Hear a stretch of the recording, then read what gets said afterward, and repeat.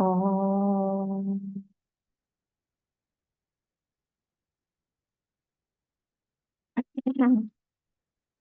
ओम।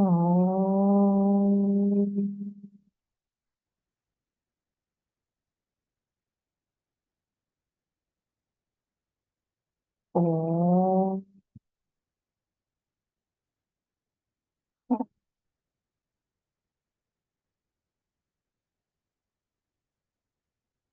ओम सहना ववतु सहनौ भुनक्तु सह वीर्यं करवावहै तेजस्विनावधीतमस्तु मा विद्विषावहै। ओम शांति शांति शांति। वक्रतुंड महाकाय सूर्यकोटि समप्रभा निर्विघ्नं कुरु मे देव सर्वकार्येषु सर्वदा।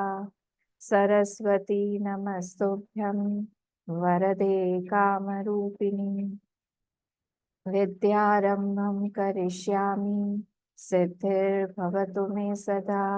गुरुर्ब्रह्मा गुरुर्विष्णुः गुरुर्देवो महेश्वरः गुरुरेव परं ब्रह्म तस्मै श्री गुरवे नमः। सदाशिवसमारम्भां शङ्कराचार्यमध्यमाम् अस्मदाचार्यपर्यन्तां वन्दे गुरुपरम्पराम्। श्रुतिस्मृतिपुराणानाम् आलयं करुणालयं नमामि भगवत्पाद शङ्करं लोकशङ्करं।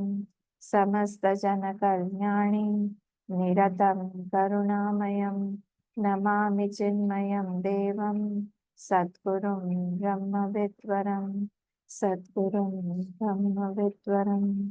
ॐ पार्थाय प्रतिबोधितां भगवता नारायणेन स्वयं व्यासेन ग्रथितां पुराणमुनिना मध्ये महाभारतम् अद्वैतामृतवर्षिणि भगवती अष्टादशाध्यायी अम्ब त्वामनुसन्दधामि भगवद्गीते भवद्वेषिणी। नमोऽस्तु ते व्यासविशालबुद्धे फुल्लारविन्दायतपत्रनेत्र येन त्वया भारततैलपूर्णः प्रज्वालितो ज्ञानमयप्रदीपः प्रपन्नपारिजाताय स्तोत्रवैत्रैकपाणिन् ज्ञानमुद्राय कृष्णाय गीतामृतदुहे नमः। सर्वोपनिषदो गावः दुग्धा गोपालनन्दनः पार्थो वत्स सुधीर्भोक्ता दुग्धं गीतामृतं महत्। वसुदेवसुतं देवं कंसचाणूरमर्दनं देवकी परमानन्दं कृष्णं वन्दे जगद्गुरुं कृष्णं वन्दे जगद्गुरुं। हम लोग आज 9th श्लोक से पाठ करेंगे।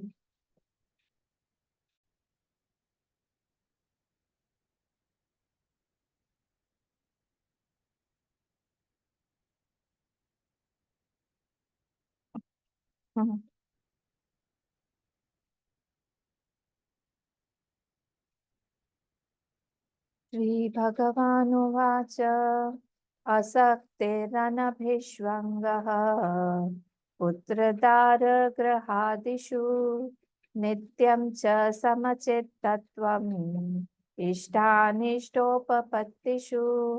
असक्तिरनभिष्वङ्गः पुत्रदारगृहादिषु नित्यं च समचित्तत्वम् इष्टानिष्टोपपत्तिषु मयि चानन्ययोगेन भक्तिरव्यभिचारिणी विविक्तदेशसेवित्वम् अरतिर्जनसंसदि मयि चानन्ययोगेन भक्तिरव्यभिचारिणी विविक्तदेशसेवित्वम् अरतिर्जनसंसदि। कौन बोलेगा? मैं बोलूँ? असक्तिरनभिषङ्गः पुत्रदारगृहादिषु नित्यं ससमसित्यत्वम् इष्टानिष्टोपपत्तिषु मयि सानिध्ययोगेन भक्तिरव्यभिचारिणी विविक्तदेशसेवित्वम् अरतिर्जनसंसदि।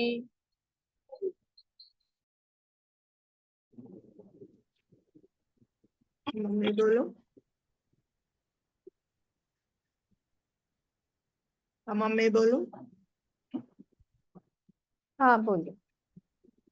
असक्तिरनभिषङ्गः पुत्रदारगृहादिषु नित्यं ससमसिद्धत्वम् इष्टानिष्टोपपत्तिषु मयि सान्यन्ययोगेन भक्तिरव्यभिचारिणी विविक्तदेशसेवित्वम् अरतिर्जनसंसदि।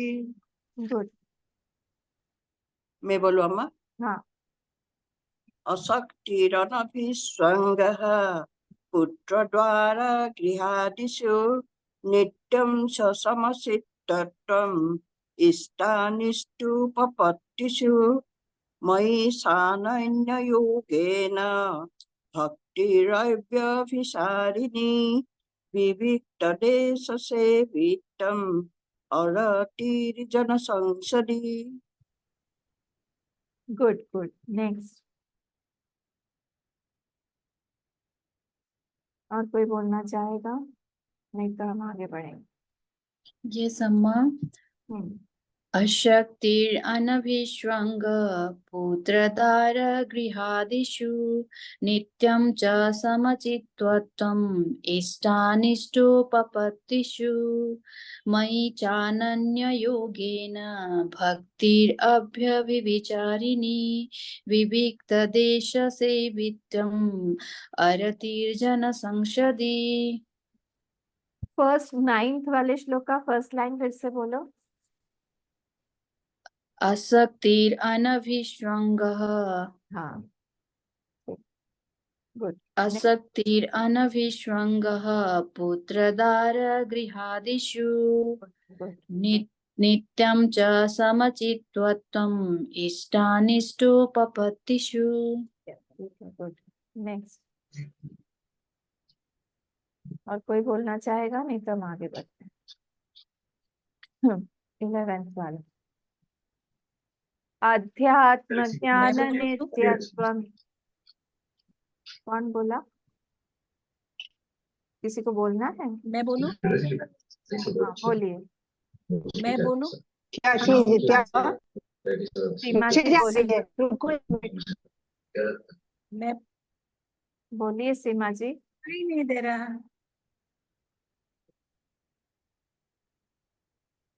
बोलिए सुनाई सीमा दे जी। रहा ना, आवाज नहीं आ रहा। आवाज नहीं आ रही है? छोड़िए। असक्तिरनभिष्वङ्गः पुत्रदार गृहादिषु नित्यं च समचित्तत्वम् इष्टानिष्टोपपत्तिषु मयि चानन्ययोगेन भक्तिरव्यभिचारिणी विविक्तदेशसेवित्वम् अरतिर्जनसंसदि। गुड। Very good. आ रही है? आवाज आ रही है? ठीक है। आ रही है अम्मा। ठीक है ठीक। चलो मैं दूसरा 11th वाला पाठ कर लेती हूँ। अध्यात्म ज्ञान नित्यत्वम् तत्त्वज्ञानाथ दर्शनम् एतज्ज्ञानमिति प्रोक्तम् अज्ञानं यदतोऽन्यथा। अध्यात्म ज्ञान नित्यत्वम् तत्त्वज्ञानाथ दर्शनम् एतज्ज्ञानमिति प्रोक्तम् अज्ञानं यदतोऽन्यथा। ज्ञेयं यत्तत् प्रवक्ष्यामि यज्ञात्वामृतमश्नुते अनादिमत्परं ब्रह्म न सत्तन्नासदुच्यते ज्ञेयं यत्तत् प्रवक्ष्यामि यज्ञात्वामृतमश्नुते अनादिमत्परं ब्रह्म न सत्तन्नासदुच्यते। 11th और 12th कौन बोलेगा? अम्मा ये फिर बताए तो 11 सेकंड लाइन थोड़ा। एतत् ज्ञानमिति प्रोक्तम् अज्ञानं यदतोऽन्यथा एतत् ज्ञानमिति प्रोक्तम् अज्ञानं यदतोऽन्यथा। ठीक है, चलिए जल्दी करिए। मैं बोलूं मैं? हाँ बोलिए। अध्यात्म ज्ञान नित्यत्वं तत्त्वज्ञानार्थ दर्शनम् एतज्ज्ञानमिति प्रोक्तम् अज्ञानं यदतोऽन्यथा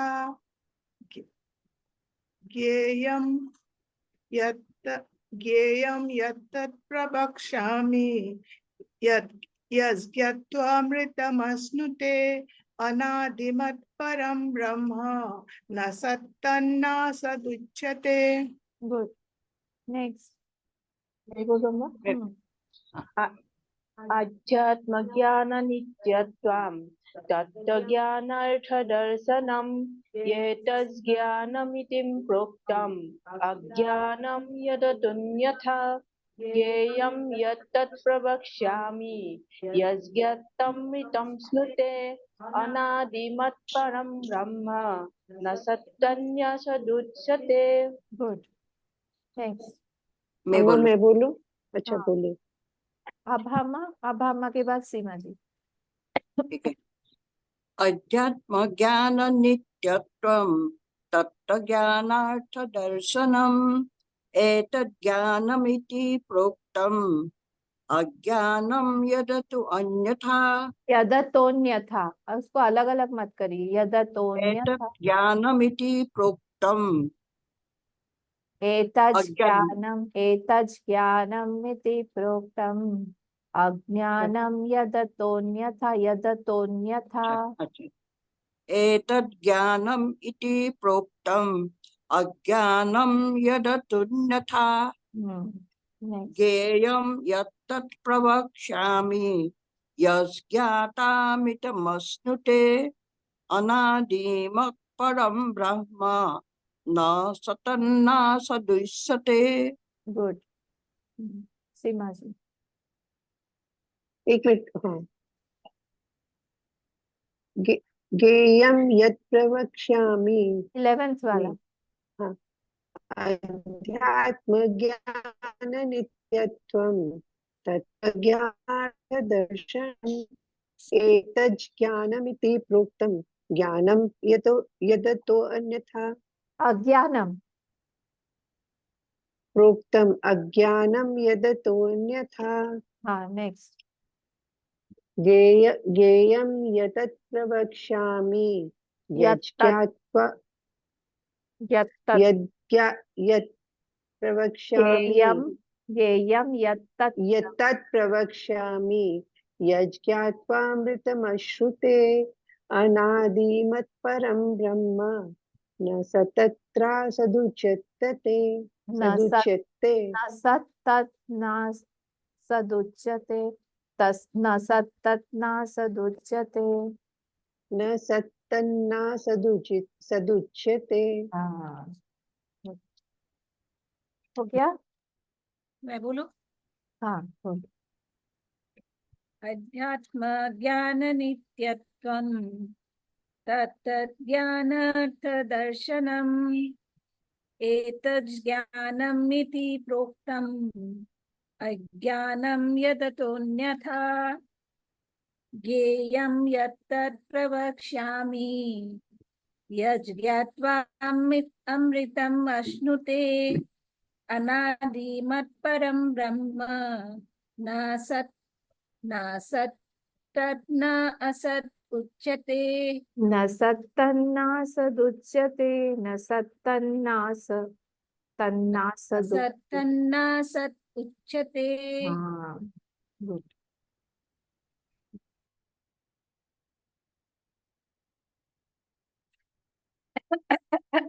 हम लोग अब थोड़ा सा आगे बढ़ते हैं। कल वाला जो टॉपिक था वो थोड़ा सा डीप था, गूढ़ था, तो हम लोग उसी पे ही अब थोड़ा सा रिवीजन करके आगे बढ़ेंगे। आई होप मेरी आवाज आ रही है सबको, वॉल्यूम तो यहाँ पे ठीक है। ओके, मैं 20th श्लोक और 21st श्लोक पढ़ रही हूँ।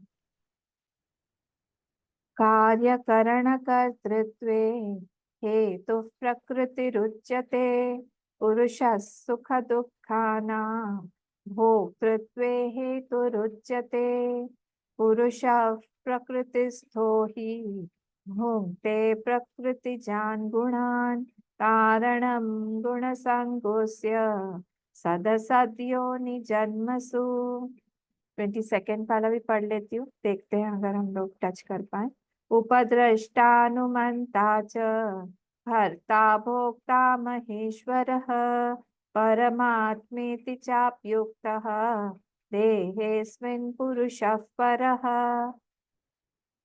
कल 19th श्लोक में हमने जो देखा था वो बता रहे थे कि ये जो पूरी सृष्टि है, तो पूरी सृष्टि का कारण कौन है? तो प्रकृति और पुरुष, ये दोनों मिलके, अकेला प्रकृति काम नहीं कर पाएगी, अकेला पुरुष भी काम नहीं कर पाएगा। उसमें मैंने आप लोगों को समझाया था कुछ, एक अपरा प्रकृति, कुछ एक परा प्रकृति का डेफिनेशन, फिर हमने ईश्वर का भी डेफिनेशन देखा था। तो अपरा प्रकृति मतलब कौन सी प्रकृति? जो पूरी की पूरी जड़ प्रकृति है। जड़ प्रकृति में अगर हमको चेतन, उस जड़ प्रकृति में हमारा ये शरीर भी आ जाएगा। उस जड़ प्रकृति में अगर कहीं पे भी हमको चेतनत्व का ज्ञान होता है, वी कैन सी सेंशियंसी समवेयर, वो उसको हम बोलते हैं परा प्रकृति। सिंपल। अब ये परा प्रकृति और अपरा प्रकृति, ये दोनों मिला के हमने उसको बोल दिया ईश्वर। दोनों को मिला के अब आप लोग बोलेंगे माया, वही अपरा प्रकृति को ही यहाँ पे माया बोला हुआ है। वो माया के साथ में जब हम कॉन्शियसनेस को जोड़ते हैं तो उसको हम लोग ईश्वर बोलते हैं। ठीक है, ये हमने देखा था। तो अब ये ईश्वर से ही ये दोनों के दोनों, परा और अपरा प्रकृति, ये दोनों आए हुए हैं। तो यहाँ पे पुरुष बोला गया है परा प्रकृति को, जिसको हम लोग जीव बोलते हैं। अब ये दोनों मिला के ही क्या हो रहा है? ये पूरी सृष्टि का कारण है। क्यों? मैंने आप लोगों को कल बोला था कि सिर्फ अगर हम लोग अपरा प्रकृति को बोलेंगे कि अपरा प्रकृति ने ही सृष्टि बनाई है, तो भी नहीं होगा। क्यों? क्यों नहीं होगा? क्योंकि ये पूरी की पूरी तो जड़ है। जड़ की डेफिनेशन क्या है? जो जिसमें स्वतः प्रवृत्ति ना हो, जो खुद को ना जाने, इसको हम लोग बोलते हैं। जैसे एक पत्थर रखा हुआ है, वो जड़ है, वो अपने आप को भी नहीं जानता, और अगर उसको वहां से हटा के किसी ने दूसरी जगह नहीं रखा तब तक वो वहीं पे पड़ा रहेगा। स्वतः प्रवृत्ति नहीं है, इसको हम जड़ बोलते हैं। तो जो जो जड़ चीज है वो अपने आप उसके अंदर में सृष्टि बनाने की प्रेरणा कहाँ से आएगी? नहीं आएगी। ठीक है, तो अपरा प्रकृति जब सिर्फ हम उसकी बात कर रहे हैं, वो अपने आप में सृष्टि नहीं बना सकती। तो चलो फिर ठीक है, परा प्रकृति अपने आप में बना सकती है क्या? मतलब परा प्रकृति को काम करने के लिए, किसी पे काम करने के लिए कुछ तो चाहिए। वो कहाँ से बनाएगी? अगर बनाना भी है उसको तो बनाएगी कहाँ से? तो इसीलिए बिना अपरा प्रकृति के परा प्रकृति नहीं बना सकती, बिना परा प्रकृति के अपरा प्रकृति नहीं बना सकती। क्या? ये सृष्टि। इसलिए दोनों मिलके जब साथ आते हैं तभी ये पूरा का पूरे सृष्टि का संचालन होता है। अच्छा, मैं आप लोगों से एक क्वेश्चन पूछती हूँ। किसी ने मुझसे पूछा कि, बहुत पहले की बात है, किसी ने मुझसे पूछा कि अम्मा, ये सृष्टि ईश्वर ने क्यों बनाई और बना के हम लोगों को इस सृष्टि में क्यों डाल दिया? इस क्वेश्चन का आप लोग क्या जवाब देंगे? मैंने अलाउ कर दिया आपको अनम्यूट होने के। किसी ने, फिर से सुनिए, किसी ने मुझसे पूछा कि भगवान ने इस सृष्टि का निर्माण क्यों किया और निर्माण करके हमको इस सृष्टि में क्यों डाल दिया। उनकी प्रॉब्लम है सृष्टि, पर उन्होंने बना दी सृष्टि, उससे तो हम भोग रहे हैं, यहाँ पे हम परेशान हो रहे हैं। हमको नहीं चाहिए ये सारी परेशानी, हमको उन्होंने सृष्टि में डाल क्यों दिया, बताइए धीरेन जी। अपना अपना रोल प्ले करने के लिए। ठीक बोला, और तो बताइए। जो बनाया नेचर जो हुआ है ना, भगवान ने जो सृष्टि किया है, तो इसमें हमको डाला है जो, देखो तुमको छोड़ दिया ये फुटबॉल फील्ड में, तुम देखो किस तरह का जाना चाहिए, तुम कैसे प्ले करना चाहिए। आप बहुत क्लोज हैं आंसर की, गुड गुड। हाँ, अभी देखिए माँ अम्मा जो मुझे छोड़ दिया ये पृथ्वी में, मेरा दो ही रास्ता है, दो तीन रास्ता है, बहुत रास्ता है हमारे पास, हाँ, किधर जाऊं किधर जाऊं। तो ये इसलिए मैं, जो गुरुजी का जो आपका जो एडवाइस है या जो मिलते हैं उससे, इधर ये एक्सेप्ट करो या दूसरा एक्सेप्ट करो, ये तो अपना भेजा है तो हमको इसलिए ना, जो तुम अच्छा काम करो। ठीक है, समझ गई। और कोई आंसर? गुड, और कोई आंसर?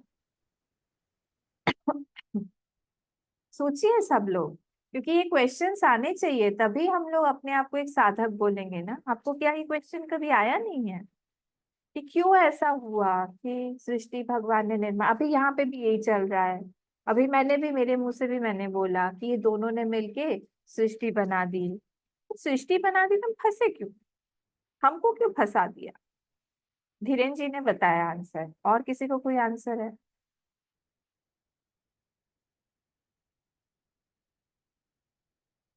ईश्वर ने बनाई है क्या सृष्टि?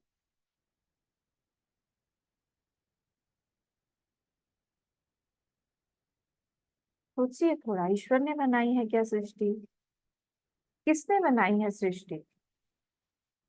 हमारा जो क्वेश्चन है बेसिक, हमारा क्वेश्चन यही है कि ईश्वर ने सृष्टि बनाई और हमको अंदर घुसा दिया, हमको अंदर डाल दिया।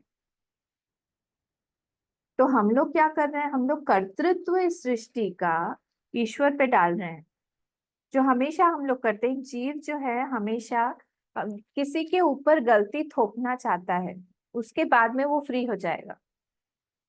उसको लगता है कि ईश्वर ने सृष्टि का को गड़बड़ बनाया और मेरा प्रारब्ध गड़बड़ कर दिया और मैं फंस गया।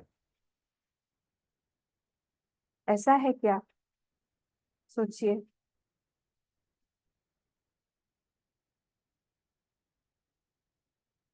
तो फिर अगर ऐसा होता तो फिर प्रलय में जाते ही क्यों? तो फिर तो नित्य सृष्टि होनी होती रहती होती रहती होती, क्योंकि भगवान तो चाहते ही नहीं कि कभी भी हम लोग निकले इसमें से। भगवान हमेशा ही चाहते हैं कि सृष्टि अच्छे से ही रहे, होती रहे। तो फिर भगवान एक ऐसा टाइम क्यों लाएंगे जबकि जहाँ पे सृष्टि ही नहीं है? अगर एज पर आवर डेफिनेशन, अगर ऐसा है कि भगवान ने सृष्टि बनाई है और हम लोगों को उसमें जीव रूप से डाल दिया है, हमारा सारा का सारा खराब प्रारब्ध हमको भोगना पड़ रहा है, कब तक भोगते रहेंगे, सिर कूटते रहेंगे, अकेले हैं हम, हमारे साथ कोई भी नहीं है। जब हम दुखी होते हैं ये सारे थॉट्स आते हैं हमको, तब हम पूछते हैं भगवान को कि ऐसा क्यों है। यहाँ पे अगले श्लोक में इसका आंसर है कि कैसे सृष्टि बनी है, किसने बनाई है।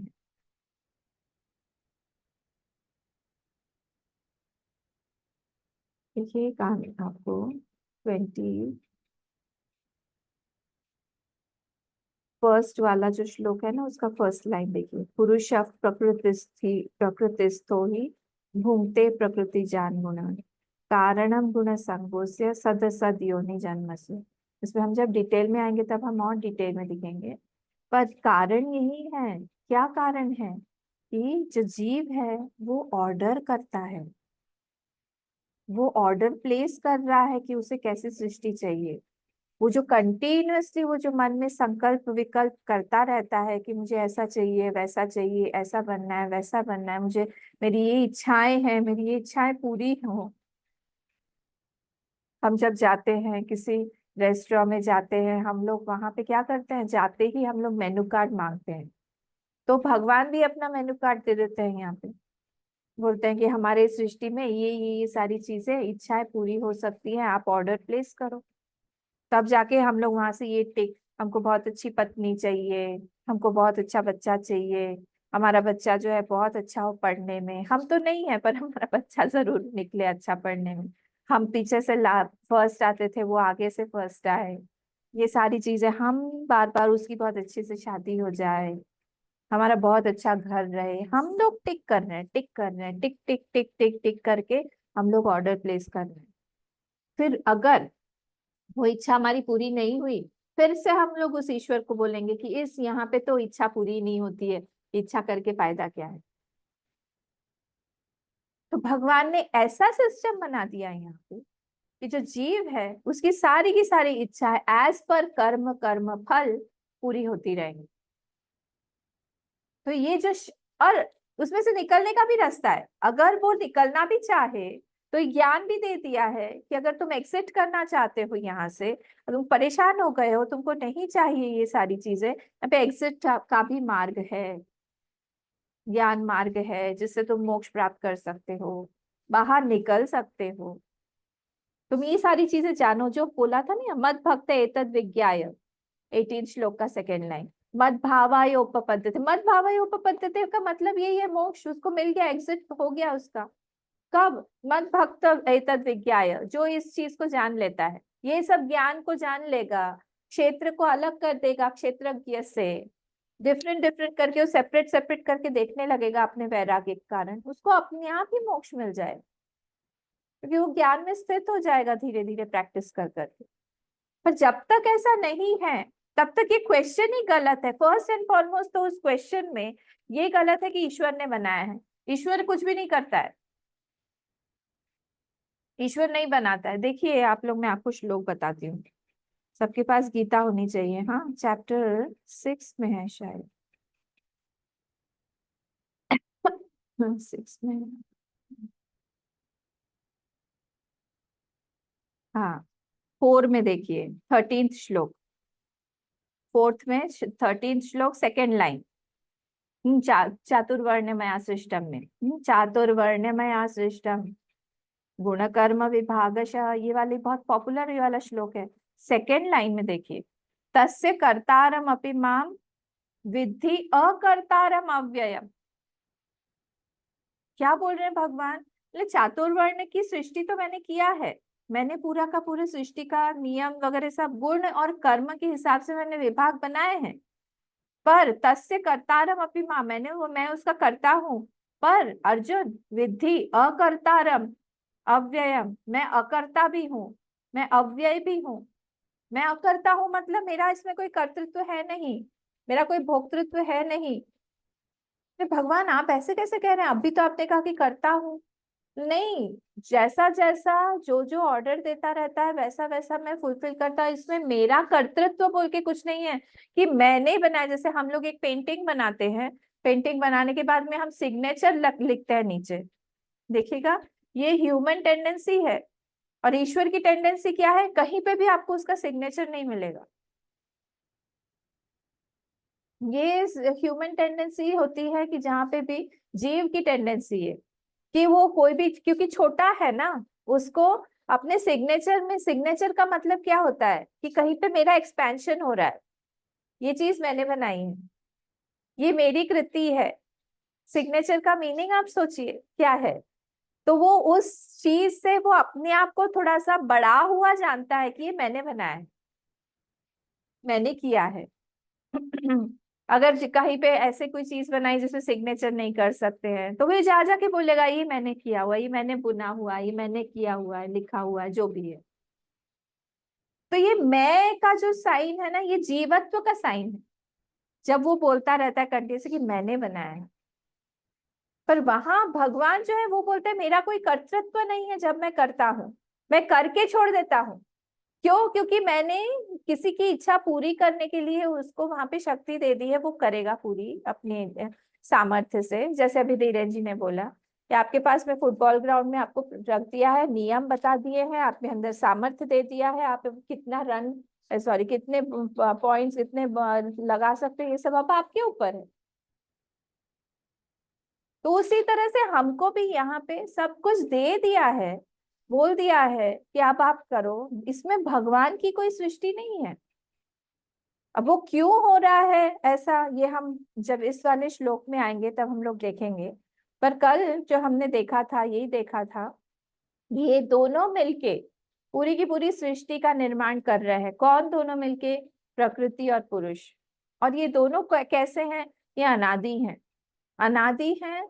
और कैसे हैं ये क्योंकि ईश्वर अनादि है, इसलिए ये भी अनादि है, क्योंकि इसी से ही निकले हैं। और बोला फिर विकारांश गुणाश्चैव विद्धि प्रकृति संभवान। तो विकार और गुण, तो गुण मतलब ठीक है, हम लोग बोलते हैं सत्व रजस तमसी गुण है, पर जब ये विकार आपस में इंटरैक्ट करते हैं तो जो चीज पैदा होती है उसको हम लोग बोलते हैं गुण। ये समझा दिया था मैंने कल। तब हम लोग आगे बढ़ते हैं थोड़ा। कार्य करण कर्तृत्व हेतु प्रकृति रुच्यते। अब बता रहे हैं सृष्टि का निर्माण कैसे हो रहा है। थोड़ा सा ध्यान दीजिएगा। यहाँ पे कार्य मतलब है हमारी बॉडी, दो तीन अर्थ है यहाँ पे। कार्य मतलब हमारी बॉडी, और करण मतलब हमारे 10 इंद्रिया, हमारे जो 10 इंद्रियां हैं वो सारे के सारे करण हो जाएंगे। ठीक है, 10 इंद्रियां हो गई, मन हो गया हमारा, बुद्धि अहंकार, ये सारी चीजें, ये सब क्या हो जाएगा?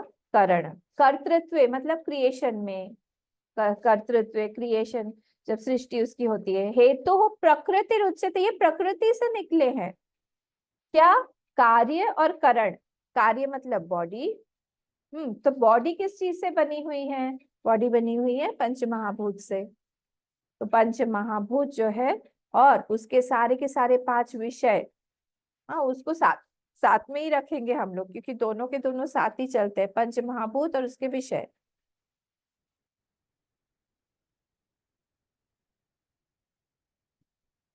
तो पंच महाभूत जो है वो भी कार्य में आएगा, उससे बॉडी हो रही है, और उसके विषय 5 विषय। तो ये सब क्या हुआ? ये सब बनाया किसने? 10 चीजें, प्रकृति। हेतु प्रकृति रुच्यते, उसका कॉज क्या है? प्रकृति। ठीक है। अब हम एक करण से क्या समझेंगे?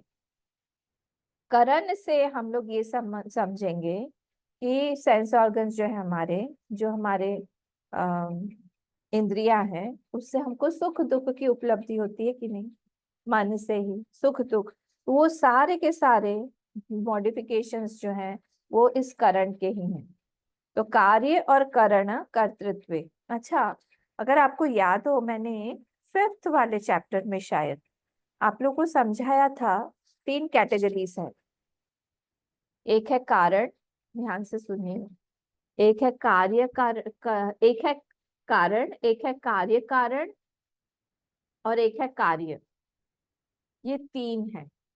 फिर से, एक है कारण, जो ब्रह्म है वो सिर्फ सब चीजों का कारण है। मैं फिर से समझाऊंगी। एक है कारण, एक है कार्य और कारण, कॉज एंड इफेक्ट बोथ, और एक है सिर्फ इफेक्ट, सिर्फ कार्य। अब ये जो ब्रह्म है उसमें से कई सारी चीजें निकली हैं। उसमें से कल हम लोगों ने देखा था अव्यक्त निकला, जिसको हम महत्व भी बोलते हैं। पोटेंसी है अब फॉर्म होने की, तो उसमें से निकल रहा है। तो ये क्या है? ये कार्य भी है, ये कारण भी है। क्यों? क्योंकि उसमें से ये अहंकार निकलेगा, उसमें से ही बुद्धि निकली, उसमें से ही हमारे पंच महाभूत जो नेसेंट फॉर्म में है वो निकले। समझ में आ रहा है? तो ये सारे एक के बाद एक, वो जो एक एंटीना होता था ना, ऐसे घुस जाता था एक के अंदर एक के अंदर एक के अंदर एक, ऐसे एंटीना होता है ना बड़ा सा, हाँ, या एक कटोरी में कटोरी, कटोरी में कटोरी, ऐसे करके। तो वैसे ही आप देखिए, ब्रह्म जो है वो सिर्फ कारण है। उसमें से क्या निकला? अव्यक्त निकला, महत निकला, बुद्धि निकली, फिर ये सब एक के बाद एक के बाद एक के बाद ऐसे वो एंटीना खुल रहा है, सृष्टि हो रही है। उसमें से फिर पंच महाभूत निकले, जो पंच महाभूत अभी भी दिखाई नहीं देंगे नेसेंट फॉर्म में, वो लोग मिक्स नहीं हुए हैं, अपंचीकृत पंच महाभूत वो हैं। हाँ, यहाँ तक क्या है, एक दूसरे के सब लोग कार्य और कारण है, कार्य और कारण है, कार्य, cause and effect, cause and effect, cause and effect. अब यहाँ पे पंच महाभूत पे आने के बाद क्या हो रहा है, वो जब क्रिएट होते हैं पंचीकृत होके, वो बन जाते हैं पंच महाभूत और हमको दिखने लगते हैं सारा। हवा हमको स्पर्श फील हो रहा है, अग्नि हमको दिखती है, पृथ्वी दिखाई दे रही है, जल हम टेस्ट कर सकते हैं। उस वाले फॉर्म में नहीं होता है ये सब। उस वाले फॉर्म में वो जो पृथ्वी है हमको दिखाई नहीं देगी, वो जो अग्नि है हमको दिखाई नहीं देगी, अपंचीकृत पंच महाभूत वाली अग्नि। जो काष्ठ में रहती है, जो मैच बॉक्स में रहती है, वो अपंचीकृत पंच महाभूत है। ठीक है, वो क्या है, कार्य और कारण दोनों। पर बाद में जब पंचीकृत बन जाता है तो वो दिखाई देने लगता है। वो क्या हो गया, आप कार्य में बन, बस यहाँ पे आके कार्य थर्ड कॉलम में आए, ये कार्य में आ गया इफेक्ट। अब इसमें से जो भी निकल रहा है वो कुछ नया नहीं बन रहा, उसी पंचभूत का ही कोई ना कोई नाम और रूप अलग अलग हो रहा है, वहां से कुछ और निकल नहीं सकता है, क्योंकि यही अल्टीमेट है। पंच महाभूत से आगे कुछ और बना नहीं है। देखिए आप, ये बॉडी बनी है, ये बॉडी क्या है, पंच महाभूत ही है। ऐसा नहीं है कि कुछ और बन गया है, क्योंकि मर जाने के बाद वापस उस चीज में चली जाती है अपने आप। 10 इंद्रियां हैं, वो भी अपंचीकृत पंच महाभूत से बना हुआ है। तो वो कार्य जो है वहां पे लास्ट स्टॉप होके फिर उससे आगे कुछ और नहीं निकलता है। तो वो पंच महाभूत पंचीकृत वो सिर्फ कार्य ही है। आप क्या बोल रहे हैं समझ में आया? थोड़ा थोड़ा आया ना? देखिए फिर से, इधर कारण, 3 कॉलम्स है, इधर कारण, बीच में कार्य और कारण दोनों ही है, एक से दूसरा, दूसरे से तीसरा निकल रहा है। और कार्य मतलब उसके बाद कुछ भी नहीं निकल रहा है, लास्ट स्टॉप, उसके बाद और कुछ नहीं निकल रहा। तो जो ब्रह्म है ये कारण ही है, ये कार्य नहीं है, इसमें से सारा चीज निकला है।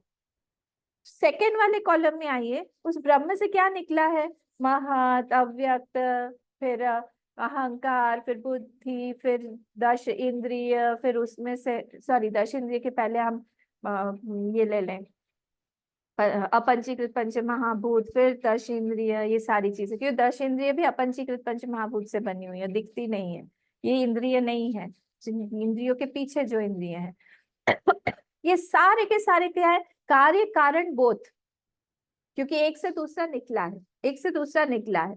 अव्यक्त से महत आया है, महत से अहंकार आया, अहंकार से अपंचीकृत पंच महाभूत, अपंचीकृत पंच महाभूत से सारे के सारे इंद्रियां हैं। ऐसे करके लाइन से वो एंटीना खुलता गया, खुलता गया, खुलता गया। लास्ट में आके जब पंचीकृत पंच महाभूत बने, पंचीकृत पंच महाभूत बनने के बाद स्टॉप हो गया वो कार्य, फिर आगे जो भी बढ़ रहा है वो उसी का ही फॉर्मेशन है, और कुछ नया वहां बनाया नहीं है। तो जो 5 एलिमेंट्स हमको दिखाई देते हैं जो पंचीकृत हैं, वो कार्य वाले कॉलम में आ जाए, उससे आगे कुछ नहीं बना है। क्योंकि जो भी है, अब ये वाला मेरा टम्बलर है पानी का, अब इसमें क्या है, ये मिट्टी, मिट्टी है, पर दिखाई दे रहा है ये टम्बलर जैसा, पर है क्या, ये तो मिट्टी है ना। इससे आगे तो, इससे पीछे तो इसको कुछ बना ही नहीं है, इसका कोई और इफेक्ट नहीं आएगा, ये यहीं आके स्टॉप हो गया। इसलिए ये अल्टीमेट 5 एलिमेंट्स जो है वो क्या है, वो कार्य ही है, उससे आगे कुछ नहीं बना है। तो इस तरह से ये कार्य करण कर्तृत्व जो यहाँ बोल रहे हैं, हेतु प्रकृति रुचते, सब कुछ प्रकृति से ही आया हुआ है। समझ में आया? कोई प्रॉब्लम है?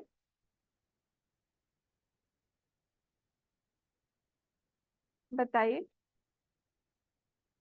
फिर से समझाओ। समझ में आ गया? इजी है तो ज्यादा डिफिकल्ट नहीं है, ठीक है ना? ठीक है, सबको आगे बढ़े। आगे बढ़ते हैं, ठीक है। नहीं समझ में आया तो पूछ लीजिए। अब कार्य करण कर्तृत्व हेतु प्रकृति उच्यते, बोले ठीक है, ये सारी की सारी जो चीजें बनी है ये इसमें प्रकृति उच्यते, हेतु इसका कॉज क्या है, प्रकृति है। बोले ओके। पुरुष सुख दुखा नाम भोक्तृत्व हेतु उच्यते, बोले हे भगवान, मैं अब पुरुष का जो सुख दुख है वो उसका पर्सनल है। जो बोल रही थी ना मैं अभी कि मुझे क्यों बना के इसमें डाल दिया, अब वो जो डाला है आपको लग रहा है कि आपकी परेशानी है, उसका सुख दुख नाम भोक्तृत्व हेतु रुच्यते, आपका भोक्तापन जो है वो आपके संसार का कारण है। हमारा भोक्तापन यानी क्या, हमारा आइडेंटिफिकेशन, हमारा तादात्म्य, जहां जहां हमारा तादात्म्य होगा वहीं पर ही हमारा सुख और दुख होगा। देखिए उस पुरुष का, वो जो पुरुष है, देखिए दो दो सूर्य है, एक सूर्य आकाश में है और एक सूर्य बाल्टी में दिखाई दे रहा है पानी में। पानी वाला जो सूर्य है वो हिल रहा है और ऊपर वाला सूर्य वो स्थिर है। तो वो जो ऊपर वाला सूर्य है वो कौन है, वो ब्रह्म। पर जो रिफ्लेक्टेड कॉन्शियसनेस है जिसको हम जीव बोलते हैं, जो यहाँ पे पुरुष बन गया है भोक्ता बनने के कारण, जो तादात्म्य हो गया है उसका उस पानी के साथ में, वो उस बकेट के पानी के हिसाब से वो दिखाई देगा। अगर उसमें हमने रंग डाल दिया तो वो मैला दिखाई देगा, अगर स्वच्छ पानी है तो स्वच्छ है, अगर एकदम स्टेबल वाटर है तो स्टेबल। उसके कंडीशनिंग के अकॉर्डिंगली वो सूर्य हमको दिखाई देगा, हिलता हुआ, चंचल, स्थिर, जैसा भी है कंडीशनिंग वैसा। किस लिए, क्योंकि वो वहां पे रिफ्लेक्टेड कॉन्शियसनेस है। वो वाला जो सूर्य है उसमें कुछ नहीं हो रहा है, वो तो दृष्टा बन के वो तो है वहां पे। पर यहाँ पे जो भोक्ता, जो यहाँ पे आइडेंटिफाइड हो गया है, वो क्यों आइडेंटिफाइड हो गया है, क्योंकि वो अब यहाँ पे एंजॉयर बन के, भोक्ता बन के वो बैठ गया है। वो अब उसको उसको वो छोटे से वो आइडेंटिफाइड हो गया, तादात्म्य हो गया उसका। वो बड़ा नहीं रहा, अब वो छोटा बन गया। अब उसको छोटे से ही सुख दुख ये सारी चीजें भूल गया कि वो क्या है, वो भूल गया कि मैं कितना बड़ा हूँ, वो भूल गया कि अब जो है मैं जन्म मृत्यु इन सब चक्र से बाहर हूँ, ये मेरा शरीर है, मैं नहीं हूँ। ये सब वो भूल के ये मैं हूँ, मैं सुखी हूँ, मैं दुखी हूँ। इसमें कौन हेतु है, कौन है हेतु, बोले भोक्तापन, हमारा आइडेंटिफिकेशन, हमारा जो एंजॉयशिप है। बहुत सिंपल सी बात है, अगर पड़ोसी के बच्चे को कुछ होता है, वो बहुत बीमार है, तो क्या हम रात रात भर जागेंगे क्या, मतलब पूछेंगे कैसा है, ठीक है, सब ठीक है। पर वही चीज अगर भगवान न करे हमारे घर में किसी को हुआ, हम कैसे हो जाएंगे, क्यों, क्योंकि तादाद में है, वहां तादाद में है। हम लोग न्यूज़पेपर में कितना चीज पढ़ते हैं, हम लोग ऊपर से नीचे पूरा न्यूज़पेपर छान डालते हैं, मोबाइल में न्यूज देखते हैं, टीवी पे न्यूज देखते हैं। अरे अच्छा ऐसा हुआ, थोड़ा बहुत हमको खराब लगता है, हाँ संभाल के रहना चाहिए, ये हो रहा है वो हो रहा है। पर जैसे ही कोई न्यूज पे हम लोग देखेंगे कोई हमारा वाला या कोई हमारे पहचान वाला है, हमारे होश उड़ जाते हैं तब। क्यों, क्योंकि वहां पे भोक्तापन फिर से आ गया, हमारा आइडेंटिफिकेशन है वहां पे। तब हमको लगता है कि अरे ऐसे कैसे इनके साथ तो हम लोग, कभी कभी वो होता है ना वो वाला जो कंडोलेंस वाला वो सब आता है, यहाँ पे डिमाइस हुआ है वो वाला कॉलम, उसमें देखते हैं, अरे इनकी डेथ हो गई, हो इनके साथ तो अभी 2 दिन पहले ही हम मिले थे, ओहो ऐसे कैसे हो गया। पर अब बहुत सारे देखते हैं हम, ओबिचुअरी का कॉलम जो है, बहुत कुछ देखते हैं। तो जैसे ही जहां पर हमारा अटैचमेंट रहेगा वहां से ही ये जो पुरुष है वो सुख दुख लेने लगेगा। हमारा अगर फैमिली में 4 लोग हैं, वो 4 लोग हमको सुख दुख देंगे। अगर हमारी फैमिली में, हमारी जॉइंट फैमिली है तो 10-15 लोग देंगे। अगर हमारा पूरा गांव ही फैमिली जैसा है तो वो साथ, जैसे पहले के जमाने में होता था, तो पूरा का पूरा उन लोगों का सुख दुख साथ में होगा। इस तरह से हमारा आइडेंटिफिकेशन कितना बड़ा है, उस तरह से हमारा सुख और दुख भी उस तरह से हमको मिलता रहेगा। तो यही बात यहाँ पे बोल रहे हैं कि पुरुष सुख दुखाना, क्यों? क्योंकि वो जो सन है ना, वो जो जो सन ऊपर आकाश में है, उसका तो तादाद में नहीं हुआ है, वो तो स्थिर है अपना, वो तो दृष्टा बन के बैठा हुआ है। पर ये जो यहाँ पे प्रकाशित हो रहा है, जिसका प्रतिबिंब पड़ रहा है उस पानी में, वो रिफ्लेक्टेड कॉन्शियसनेस है भाई, वो वाला। तो नेचुरली जब वो रिफ्लेक्टेड कॉन्शियसनेस है, जो रिफ्लेक्शन हो रहा है उसमें, जिसको हम चित छाया या फिर चिदाभास बोलते हैं, वो वहां पे तादात्म्य के कारण हमको हिलता डुलता नजर आएगा, एक्चुअली नहीं हिल रहा है वो।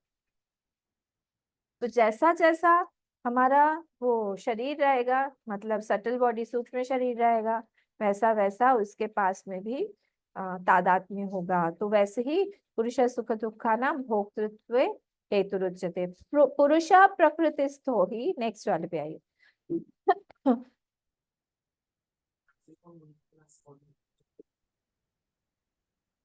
पुरुष प्रकृतिस्थो ही भुंक्ते प्रकृति जान गुणान। अब पुरुष जो है, वो जो सूर्य है, वो सूर्य भोक्ता कैसे बन जाता है भाई? अर्जुन ने पूछा भगवान, वो सूर्य तो ऊपर है, वो भोक्ता कैसे बन गया? बोले प्रकृतिस्थो ही, प्रकृतिस्थ, प्रकृतिस्थ मतलब आइडेंटिफाइड टू द प्रकृति, वो आइडेंटिफाई हो गया है, वो तादात्म्य उसका हो गया है प्रकृति के साथ।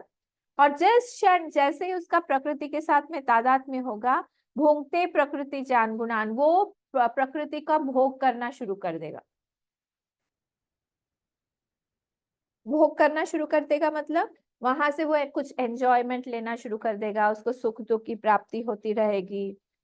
अब वो क्या हो गया, वो जो है प्रकृति, वो क्या कैसा हो गया आपको? अब वो जो आत्मा है, वो ब्रह्म है, वो भूल गया। वो जीव बन के अब जैसा उसको शरीर प्राप्त हुआ है, टोटली आइडेंटिफाई हो गया है वो, कि मैं ये जीव हूँ। हमको बिल्कुल भी कभी भी डाउट होता है कि मैं ह्यूमन बीइंग नहीं हूँ, मैं स्त्री या मैं पुरुष नहीं हूँ, कोई डाउट नहीं है। इसको बोलते हैं प्रकृतिस्थ। हम लोग इतने ज्यादा प्रकृतिस्थ हो गए। जैसे एक वर्ड है ना स्वस्थ, इसी मतलब मैं इसको समझाने के लिए बोल रही हूँ। स्वस्थ मतलब हेल्दी पर्सन, मतलब अपने आप में जो स्थ है उसको बोलते हैं हम, मतलब कोई दूसरा डिजीज, दूसरा वायरस, बैक्टीरिया कोई उसके शरीर में नहीं है, वो अपने आप में ही वो पूर्ण है, इसको बोलते हैं स्वस्थ। तो ये वैसे प्रकृतिस्थ, वो प्रकृतिस्थ ही भूमते प्रकृति जान गुणान। अब वो प्रकृति जान गुणाना वो हो गया है, क्या बन गया है? वो पूरी तरह से प्रकृतिस्थ हो गया है। और अब क्या करता है वो? कारणम गुण संगोस्य सद असद योनि जन्मसु, भयंकर अवस्था हो गई अब उसकी। लेकिन क्या? गुण संगस्य अस्य पुरुषस्य, वो जो पुरुष जो है या जीव जो है, वो अब क्या हो रहा है? गुण संगस्य, अब सारे के सारे जो भी गुण उसको मिले हैं, विकार और गुण जिनसे उसका आइडेंटिफिकेशन हो गया है, उस हिसाब से उसको सत और असत योनि में वो जाता रहता है, घूमता रहता है। बेचारे की हालत ऐसी हो गई है। था कौन वो पर ब्रह्म। जैसे बॉल गुड़क गुड़क के हम लोग बचपन में खेलते थे ना, स्टेयर केस से बॉल आती थी नीचे, टपक टपक टपक टपक ठक ठक ठक ठक, नीचे जैसे जैसे जाती थी वैसे वैसे उसका स्पीड भी बढ़ता जाता था और हम लोग भागते थे। वैसे ही यहाँ पर भी हो रहा है, जैसे जैसे हम लोग नीचे नीचे नीचे नीचे जा रहे हैं, बिल्कुल स्पीड हमारी बढ़ रही है और खराब खराब खराब नीचे नीचे नीचे नीचे योनि में हम लोग जाते रहते हैं। सत असत योनि जन्मसु, कहाँ कौन सी योनि में जाएंगे हमें पता नहीं, अच्छी या बुरी योनि। कौन है इसका कारण? गुण संगस्य, सत्व रजस तमस बोले हम बोले सुख दुख बोले हम बोले राग द्वेष इच्छा, ये सारी चीजें बोले हम। जैसा जैसा हम लोगों ने अपने मन को बनाया है, वैसा वैसा वैसा वैसा हम लोग को योनि मिलती रहेगी। पुरंजन की स्टोरी पता है ना, जो भागवत में आती है, पुरंजन पुरंजनी। तो पुरंजन जो था, वो अगले जन्म में जब उसकी डेथ हो गई, वो वेदर भी बना। पता नहीं आप लोगों ने पढ़ा है कि नहीं, भागवत में 5th कैंटो में आता है ये, 5th नहीं 4th में आता है शायद उसमें। तो पुरंजन जो था, ये पुरंजनी के साथ इतना आसक्त हो गया, इतना ज्यादा आसक्त हो गया, वो खाती है तो ये खाता है, वो हंसती है तो ये हंसता है, वो बोलती है तो ये बोलता है, वो पीती है तो ये पीता है, वो खेलती है तो ये खेलता है, आसक्त, बुरी तरह आसक्त पुरंजन। अब जब डेथ का टाइम आया, तब उसका एक ही मन में विचार था पुरंजनी का, क्या होगा, अकेले रहेगी, ये होगा वो होगा वो सब। अगला जन्म जो है, क्योंकि क्या हुआ, प्रकृतिस्थ गुण संगस्य, हाँ, उसके दिमाग में कौन था, पुरंजनी। तो पुरंजनी जब उसके दिमाग में थी, अगला योनि में, अगले जन्म में वो एक फीमेल का ही उसको बॉडी मिला, उसका नाम हुआ वैदर्भी। वैदर्भी, तो वो वैदर्भी जो है किसी राजा के साथ में फिर उसकी शादी हुई, बहुत अच्छे घर में उसका जन्म हुआ था, राजकुमारी थी, शादी हुई उसकी, सब कुछ हुआ, बच्चे हुए, बहुत सारा वर्णन है, आप लोग पढ़िएगा। उसके बाद में आखिरी में ये लोग जंगल चले गए, वानप्रस्थ आश्रम होता है ना, जो आजकल हम लोग नहीं मानते हैं, तो गृहस्थ आश्रम के बाद ये लोग वानप्रस्थ चले गए, और वहां पे वैदर भी अपने पति की खूब सेवा कर रही थी कौन, ये पुरंजन, वो वेदर भी बन के खूब खूब सेवा किया, सेवा किया। एक दिन देखा कि मेरे हस्बैंड जो है, पति जो है, निश्चल पड़े हुए हैं, उनका शरीर पूरा ठंडा हो गया है। खूब रोने लगी, मैं कहाँ जाऊंगी, क्या करूंगी, अकेले अकेले इस जंगल में, आपके बिना मेरा तो कोई सहायता करने वाला भी नहीं है। फिर उसी ने काष्ठ का पूरा वो सब बनाया, फ्यूनरल पायर, और उस पर लगा के वो उनकी बॉडी पहले चढ़ाई, अग्नि डाल दिया, खुद कूदने वाली थी उसमें सती होने के लिए। उसी समय अविज्ञात करके उसका एक पिछले जन्म का दोस्त था, और वो अविज्ञात जो है उसको आया, पकड़ा, वैदर भी रुको, क्या कर रही हो तुम। मैं कहा क्या कर रही हूँ, मैं जा रही हूँ मेरे पति के साथ। बोले तुम्हारा आइडेंटिटी क्या है, कौन हो तुम। मैं वेदर भी हूँ, इनकी पत्नी हूँ। बोले अच्छा, तुम तो पिछले जन्म में पुरंजन थी, और तुमको याद है तुम्हारा दोस्त बन के मैं उस समय भी तुम्हारे साथ था। ये है हमारी आत्मा, ब्रह्म बोले, भगवान बोले, जो भी बोले। उन्होंने आके उसको याद दिलाया कि तुम ये नहीं हो, ये शरीर नहीं हो, तुम जानो जिस जिस गुण के साथ में तुम्हारा आइडेंटिफिकेशन होगा, तुम उसी तरह से बन के तुमको अगला योनि प्राप्त होगा। ये भगवान ही अविज्ञात रूप से आते हैं, गुरु के रूप में आते हैं, हम लोग को याद दिलाते हैं, शास्त्र के रूप में आके हमको आगाह करते हैं कि हम हमारा नेचर जाने कि हम कौन है।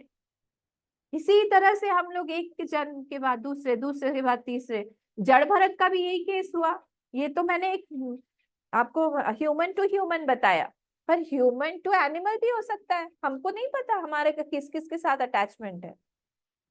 स्पेशली जब पेट्स रहते हैं हमारे आसपास में घर में, हमको भी बहुत केयरफुल होना चाहिए।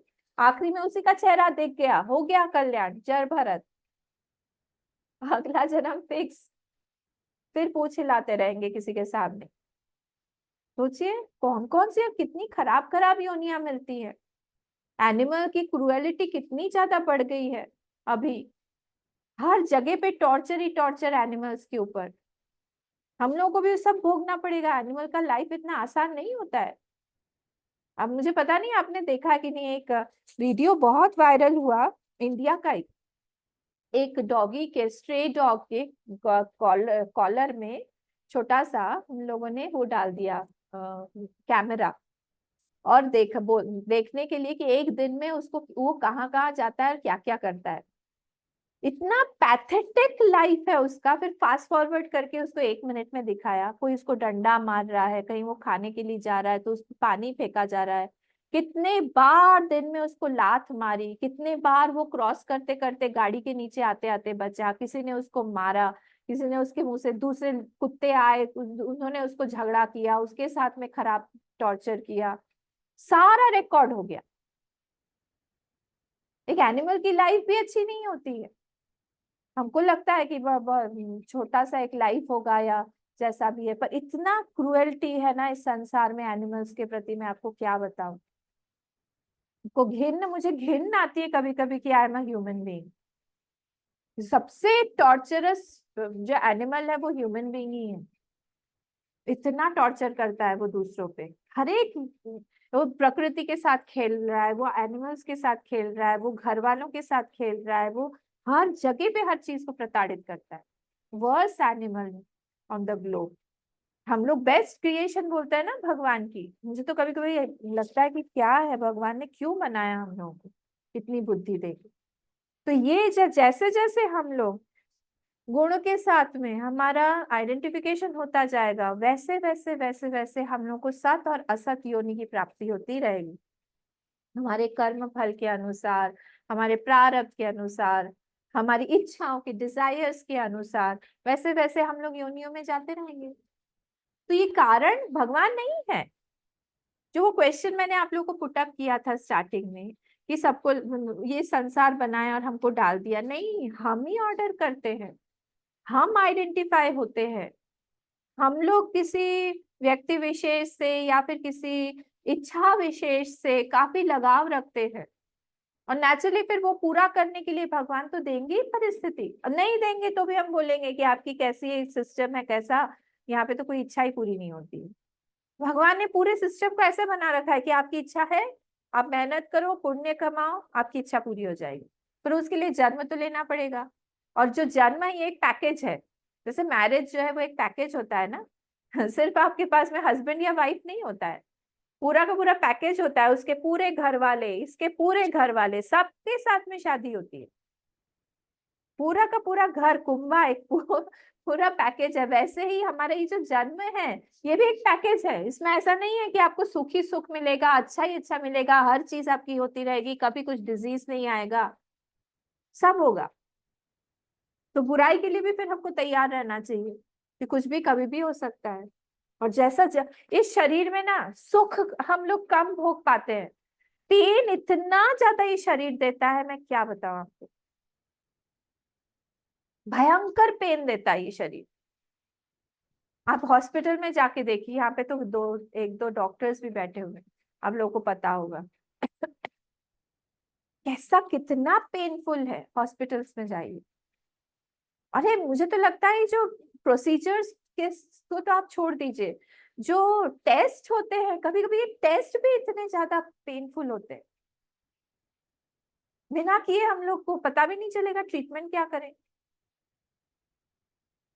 तो इसीलिए इन सब से छूटने के लिए भगवान यहाँ पे बोल रहे हैं कि तुम जानो कि ये कारण क्या है। प्रकृति पुरुष प्रकृतिस्थो ही भुंक्ते प्रकृति जान गुणान। पुरुष जब वो प्रकृतिस्थ हो जाता है और तब वो एंजॉयर बन के नाना तरह की चीजें को वो एंजॉय करने लगता है, और वही उसी को हम लोग बोलते हैं प्रकृति जान गुणा। ये सब प्रकृति से ही आया हुआ है। और कारण हम गुण संगोस्य सद असद योनि जन्मसु। और गुण का जो संग होता है ना, उसी से ही ये सद और असत योनि में वो जाता रहता है। उसका कारण यही है कि उसका कहीं ना कहीं अटैचमेंट हो गया है गुण के संग से, और तब वो बनता रहता है। कभी वो पुरुष बनेगा, कभी कुछ। वो बन गए थे गिरगिट, क्या नाम था उन राजा का, राजा जो है नहुष, गिरगिट बन गए। सोचिए आप, ये भी भागवत में ही कथा आती, भगवान ने स्पर्श किया फिर देव योनि में चले गए। कौन क्या बना हुआ है हमारे आसपास पता नहीं। काकभूषुंडी जी तो क्या नहीं बने, काकभूषुंडी पहले अजगर बने, फिर कौआ बने, सब बन गए। तो इसीलिए भगवान से हमको मनाना चाहिए कि भगवान आप हमको बुद्धि दीजिए, आप हमको ज्ञान दीजिए, आप हमको सत्संग दीजिए। हम कंटिन्यूअसली सत्संग करते रहें, ताकि हमारा जितना देर हम सत्संग से, क्या सबसे बड़ा फायदा होता है पता है, संसार से हम दूर रहते हैं उतने टाइम के लिए। संसार हमारे अंदर घुसा नहीं है उतने टाइम के लिए, हम संसार से बचे हुए हैं उतने समय के लिए। क्योंकि फिर से यहाँ से जाएंगे, वहीं जाएंगे ना, कहाँ जाएंगे, और वही वही संसार हमारे दिमाग में घुसेगा। और जैसे ही संसार मतलब प्रकृतिस्थ हो गए फिर से, अभी हम लोग ईश्वरस्थ है, गीतास्थ है, गीता में है अभी जैसे ही गीता को छोड़ेंगे फिर संसारस्थ हो जाएंगे, फिर गृहस्थ हो जाएंगे। गृहस्थ शब्द वही से बना है, ग्रह में गृहस्थ बन जाएंगे। तो इसीलिए भगवान से प्रार्थना करते हैं हम लोग कि हमको जल्दी से छुड़ाए इन सब चीजों से। ठीक है, हम थर्सडे को फिर से मिलेंगे और देखते हैं। ओम पूर्णमदः पूर्णमिदं पूर्णात् पूर्णमुदच्यते पूर्णस्य पूर्णमादाय पूर्णमेवावशिष्यते। ओम शांति शांति शांति। हरि ओम। श्री गुरुभ्यो नमः। हरि ओम।